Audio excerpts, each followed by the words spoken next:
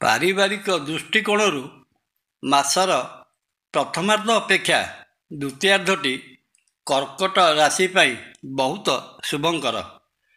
ମାସର ପ୍ରଥମାର୍ଦ୍ଧରେ ଘଟିଥିବା ପାରିବାରିକ ମନୋମାଳିନ୍ୟ ଦ୍ୱିତୀୟାର୍ଦ୍ଧରେ ସମାଧାନ ହୋଇଯିବ। ଜୟ ଜଗନ୍ନାଥ। ନମସ୍କାର, ମୁଁ ତପନ ଡାଇଜେଷ୍ଟକୁ ଆପଣଙ୍କୁ ସ୍ୱାଗତ। କର୍କଟ ରାଶି ନୈସର୍ଗିକ ଦ୍ୱାଦଶ ରାଶିଚକ୍ରର ଚତୁର୍ଥ ରାଶି।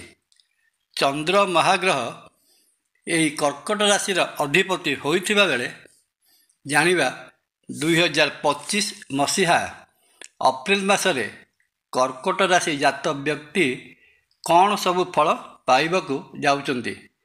କର୍କଟ ରାଶି ପାଇଁ ଏପ୍ରିଲ ମାସଟି ବହୁତ ଭଲ ସମୟ ବୋଲି ସାବ୍ୟସ୍ତ ହେବ ଏବଂ ବେଶ୍ ଉତ୍ସାହଜନକ ରହିବ।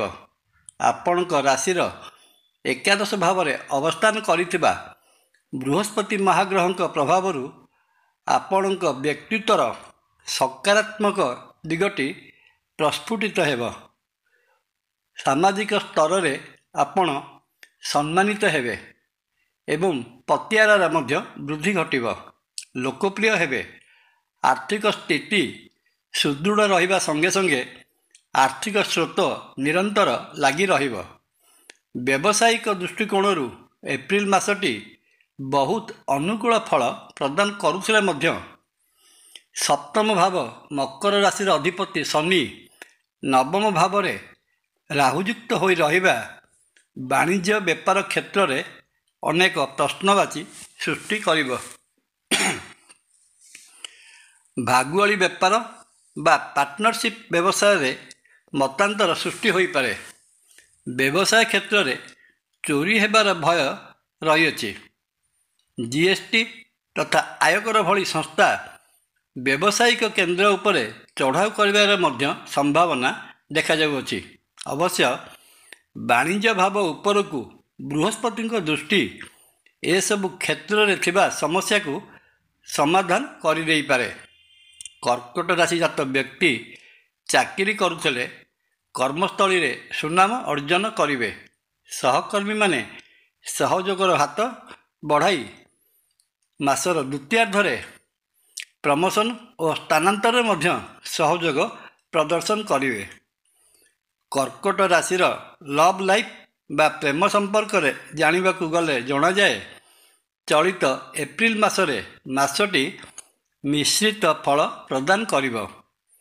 ପ୍ରେମ ସମ୍ପର୍କଟି କେତେବେଳେ କ୍ଷୀରନୀର ପରି ଅଭିନ୍ନ ସମ୍ପର୍କରେ ପରିଣତ ହୋଇଯିବ ତ ଆଉ କେତେବେଳେ ନାଗନାଡ଼ି ପରି ଅବସ୍ଥା ସୃଷ୍ଟି କରିବ ଏବଂ ପ୍ରେମ ସମ୍ପର୍କରେ ବିରୋଧାଭାସ ଆଣିଦେବ।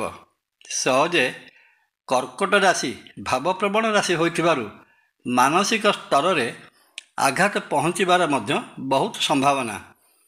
ତେଣୁ ଏହି ସମୟରେ ପ୍ରେମ ସମ୍ପର୍କରେ ଥିଲେ ମାନସିକ ସ୍ଥିରତା ବଜାୟ ରଖିବା ଏକାନ୍ତ ଜରୁରୀ। ପାରିବାରିକ ଦୃଷ୍ଟିକୋଣରୁ ମାସର ପ୍ରଥମାର୍ଦ୍ଧ ଅପେକ୍ଷା ଦ୍ୱିତୀୟାର୍ଦ୍ଧଟି କର୍କଟ ରାଶି ପାଇଁ ବହୁତ ଶୁଭଙ୍କର। ମାସର ପ୍ରଥମାର୍ଦ୍ଧରେ ଘଟିଥିବା ପାରିବାରିକ ମନୋମାଳିନ୍ୟ ଦ୍ୱିତୀୟାର୍ଦ୍ଧରେ ମଧ୍ୟ ସମାଧାନ ହୋଇଯିବ।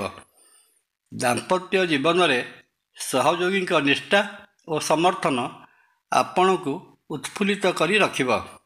ଆପଣଙ୍କ ମଧୁର ବ୍ୟବହାରରେ ସମସ୍ତେ ବଶୀଭୂତ ରହିବେ। ପରିବାରରେ ମାଙ୍ଗଳିକ କାର୍ଯ୍ୟ ହେବାର ସମ୍ଭାବନା। ଅବିବାହିତ ରହିଥିବା ପୁଅ ଓ ଝିଅମାନଙ୍କ ପାଇଁ ମାସର ଶେଷ ଆଡ଼କୁ ଶୁଭ ଖବର ଆସିପାରେ।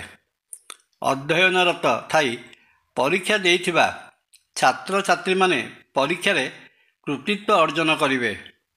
ଉଚ୍ଚ ଶିକ୍ଷାକାରକ ଗ୍ରହ ବୃହସ୍ପତି ମହାଗ୍ରହଙ୍କର ଦୃଷ୍ଟି ପଞ୍ଚମ ସ୍ଥାନ ଉପରେ ରହିଥିବାରୁ ଉଚ୍ଚଶିକ୍ଷା ଲାଭ ଆଶାୟୀ ଛାତ୍ରଛାତ୍ରୀ ଉଚ୍ଚଶିକ୍ଷା ପାଇଁ ହେଉଥିବା ଏଣ୍ଟ୍ରାନ୍ସ ପରୀକ୍ଷାରେ ସଫଳତା ପାଇବାର ସମ୍ଭାବନା ଢେର ଅଧିକା।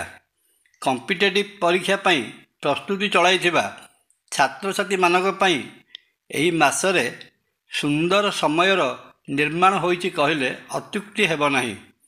ସ୍ୱାସ୍ଥ୍ୟ ଦୃଷ୍ଟିରୁ ଦେଖିବାକୁ ଗଲେ ଏପ୍ରିଲ ମାସଟି କର୍କଟ ରାଶି ଜାତ ବ୍ୟକ୍ତିବିଶେଷଙ୍କ ପାଇଁ ବିଶେଷ ସମସ୍ୟା ସୃଷ୍ଟି କରିବାର ନାହିଁ। ନିତ୍ୟ ନୈମିତିକ ଋତୁ ପରିବର୍ତ୍ତନ ଜନିତ ରୋଗକୁ ଛାଡ଼ିଦେଲେ ସେପରି କିଛି ବଡ଼ ଧରଣର ସ୍ୱାସ୍ଥ୍ୟଗତ ସମସ୍ୟା ଉପୁଜିବାର ସମ୍ଭାବନା ପ୍ରାୟ ନାହିଁ କହିଲେ ଚଳେ।